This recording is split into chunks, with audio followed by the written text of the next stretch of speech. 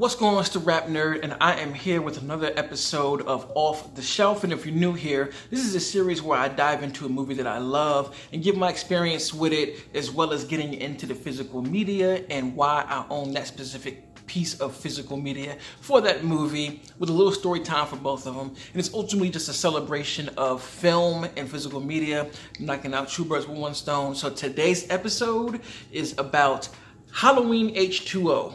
Today is the 26th anniversary of this film, and I feel like it's a perfect time to talk about this movie. So I'm from the Southeast, South Carolina to be specific, and for us, we always started school back in August, whether it be elementary, high school, and even in college. Like, the season always started in August. So with that being said, August is always a refreshing month to me because it's a couple of things at one time. It's pre-fall because we know September we get into fall season, and that's literally my favorite season when I was born as well, and I just love everything that comes with this season. And it's also pre-spooky season because October is right around the corner. And I don't know about you, but I kind of start celebrating Halloween once September hits. I start to kind of trickle it in here, and it all starts with August though. And I have a slew of films that I always watch in August, a bunch of slashers or horror films period that take place at a school, or the school itself is a really big presence of the setting in the film. And that to me is what makes H20 so perfect of a movie for me. I love it because it accompanies all of those things that I associate August with. And I'm just here to celebrate my love for it and get into the story. So to start things off, this movie released in 1998, so I was not of age to see it in theaters, but I did watch it on TV. In October, a lot of channels would start playing a lot of horror films and Halloween movies, but they would start halfway through the month. It used to be aggravating to me because I was always like, when October hits, it's Halloween season. Why are we starting this halfway through the month? And it always ticked me off. Be very afraid. The haunting season is here. You're watching 13 Nights of Halloween, only on ABC Family.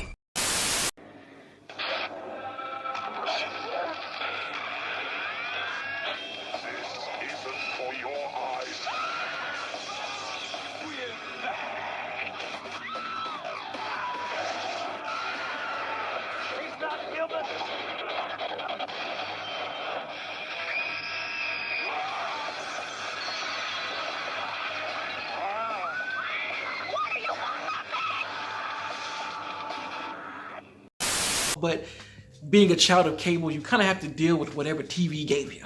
And they would always play the older Halloween movies in that first few weeks of October. So keeping my eyes glued to this channel, it was a natural selection that I would eventually stumble across H20.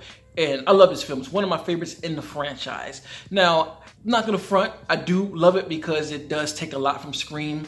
But I think that even though it does rip off Scream a lot, it does a rip-off justice. Like, if you're gonna take an idea or a concept from something else, make it your own. And I feel like this did that in ways that Scream didn't do at the time, because we're dealing with a franchise character here with Laurie. So pop things off. I love that the film starts in a typical neighborhood that you would randomly see associated with the franchise. Kids running out, it's suburbia, and it even reminded me of my old neighborhood. I grew up in a middle-class little suburb that had the same type of things going on and the same type of look in a lot of different ways. When we're in this neighborhood, we're reintroduced to Nurse Marion, who pulls up at her house, and when she gets inside, she notices that her house is trash. Folders are all over the floor, chairs are flipped over. She gets scared and she runs outside and bumps into these two hard-headed kids, one of them being JGL. If I'm not mistaken, this was his first film, and boy oh boy was he a little knucklehead. As soon as he opened his mouth in this film, I was like, this kid's gonna die. So she confides in these teenagers and asks them to go inside to check to make sure the coast is clear. And of course, JGL goes in by himself because he's hot shit. And there's this one funny part that he talks about sticks that makes me laugh every single time. All right, let's not anyone mess with me here. Jimmy been suspended 5 times this year already for getting a little crazy with the stick, all right? So he does his little investigation, steals a little beer, and clears the premises, letting her know that nobody is in there. So she gets enough bravery to walk back inside, and that's when she's confronted by Michael. And as she tries to run around the house, both of these teenagers that she ran into both wind up dead in some of the craziest way. One kid has a knife in his back, but JGL gets the exact death that you would expect from his little hardhead ass. And honestly, this sequence scared me the first time I saw it. I'll never forget watching when she's, trying to run from Michael and the cops have been called and they're in the neighborhood checking door to door as to what's going on. And, she opens the blind, she looks out the window like, help, help. And Michael just, whoa. And it terrified me because I was like, holy shit. I live in a similar neighborhood. Could similar things be happening right now and I don't even know? This is going on under my nose. Somebody just got murked beside me and I don't know. And then the other scary part is the cops were already on the scene in the location but couldn't stop Michael in enough time for her to die. So that also was a scary thing, that cops aren't always going to be there to save you, even when you need them, as we've seen so many times, which is a whole different thing. But just in this ideology of me watching it when I was younger.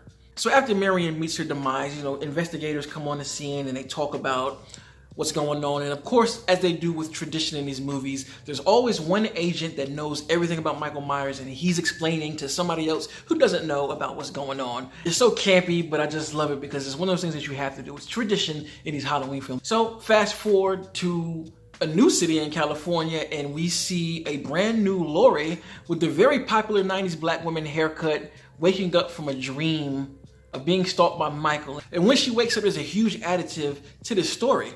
She now has a son who I think is a great addition to how the story moves forward, because we know that Laurie did have a daughter in the Thorn trilogy, through Jamie, but they never got to interact. But here, they built it in a way to show you that Laurie and John, who is a teenager, have a history and he's aware of what she goes through. Like, he wakes her up letting her know that this is just a dream, and he even goes to her pill cabinet and looks all through the pills and picks the right one that she needs, so that lets you know that this is not the first time he's done that. And I feel like little moments like that build a whole lot of character for the story, and it gets the ball rolling into what to expect.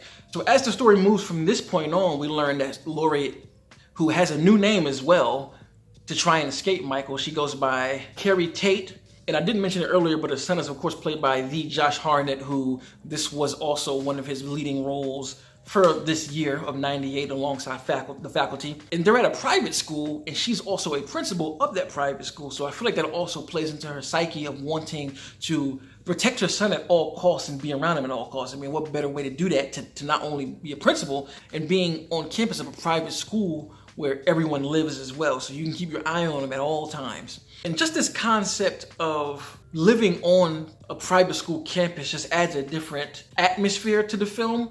And unlike the rest of the movies, there is not a really big Halloween presence here. Hence why I was saying I think it's a perfect back to school movie, because you're aware it's a Halloween movie. So that vibe of Halloween is always in the air regardless of if it's decorated or not. And you pair that with the school playing a major part of the movie, it's perfect for this season, man. It's perfect. But of course, from this point on, it plays out like what you would expect from all the other Halloween films. But again, they establish this relationship between Laurie and her son, John, who has dealt with the brunt end of her psychosis, having to deal with Michael her entire life. Now we see Laurie, or Carrie, who is an alcoholic, and how hard it is for her to cope with the fact that she doesn't think Michael is dead. And this movie is a big I told you so, and pretty much because, John is like, he's dead. He's not coming back. Even the man that she has a relationship with, he's like, and he dead? He doesn't even know until she reveals it.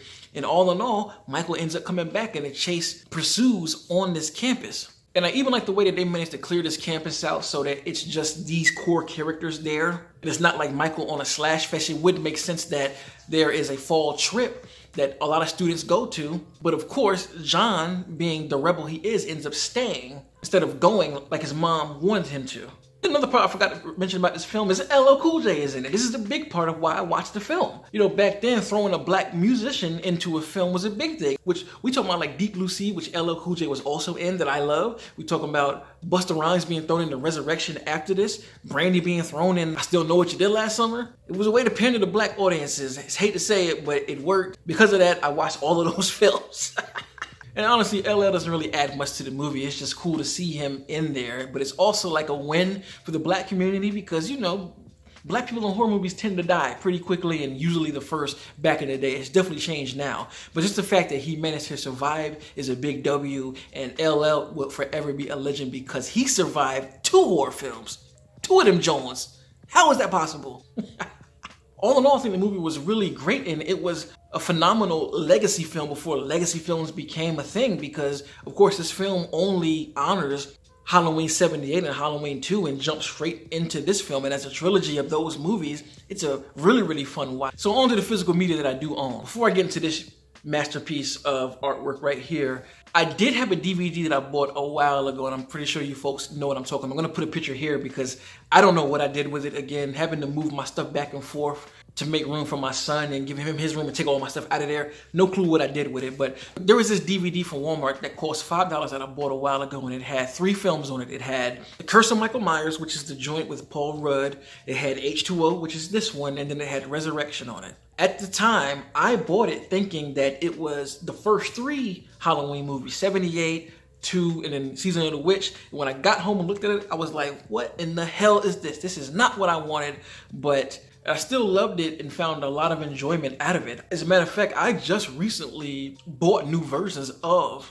those films, and I've had that one since then. I've always watched it every year. It was only recently that I really dove into like my exclusivity collector's bag, because I used to just be a collector of just movies, period. I didn't really search for like different types of box art or anything. It was just me wanting to have my own blockbuster at home, and I just wanted to own film. So that's one of the reasons why I never really cared about upgrading. But in the past few years, jumping more into exclusivity, like I said, and really understanding the world of physical media and how many different collector's versions there are, and me wanting to be a collector because I love films, I love collecting them, I had to upgrade. And what I upgraded to is the Scream Factory box art. Now, there's a little story time on this one because, yes, it says 4K up here, but it really isn't the 4K. I'm not gonna front. Let's slide this bad boy out. This is actually just the Blu-ray.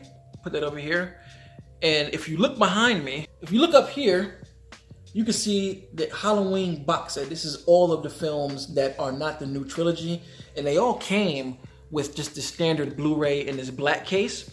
And when I bought this, I had no idea that they also released the same films in 4K with kind of like a hard bookcase. So I remember being on Twitter one time, and I saw this guy share an image of all of these movies. They have them all from Halloween 78 to Resurrection. They don't have the Rob Zombie ones, and I remember going online and I was looking at the prices for them, and Halloween is one of those franchises that resellers just go in on the price, and the price to buy all of these was too crazy for me. So what I was able to do is I found somebody who sold all of these bookcase slash slip covers, right?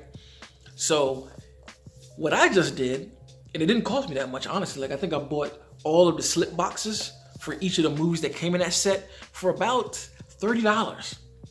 And I just put this version of the film in each of the slip cases because I just love this artwork, man. I really love it. Eventually, I will buy a 4K for H2O of all of them. I'm waiting for some type of 4K box set of all of the movies to buy. I'm not buying them individually. I know they release a lot of steelbooks, but with Halloween being my favorite franchise, I just want something where I can buy them all in 4K.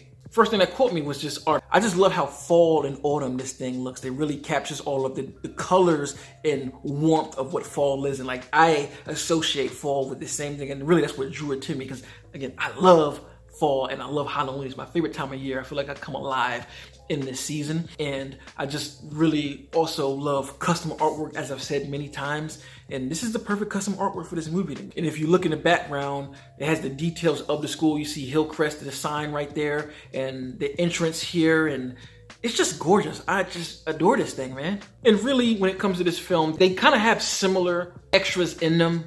Of course, the 4K being its own sell and costing more for just one movie does offer a little bit more of behind the scenes type stuff, but there's also a lot on this Blu-ray box set up here that gave me a nice watch when I wanted to just dive deeper into the movie. But all in all, I really bought it for this cover art, so I freaking love this, man. Not for you. This is a hard box. It's not even a slip case, and that's really what drew me to it, because they also released some slip cases for these movies with just a standard slip case that slides up and down. That's, you know, more of a cardboard, softer case. But this is the one I had to have. It just fits my library best because, like I said, it feels like a hardback book. So that is this episode of Off the Shelf for Halloween H2O. Let me know in the comments what you thought about the film. Be kind, of course.